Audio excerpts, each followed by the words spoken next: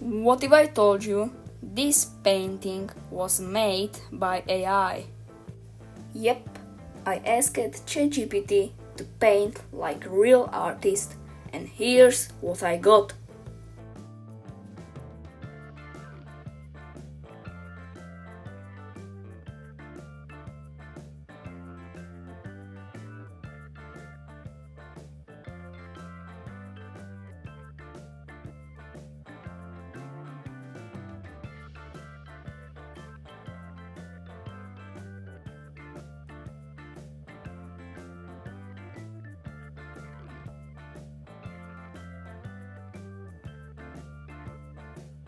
Now, let's compare it to a real artist's work. Can you spot the difference? It's time for you to decide. What do you think? Is it the work of AI or a true artist? Let me know your thoughts in the comments below.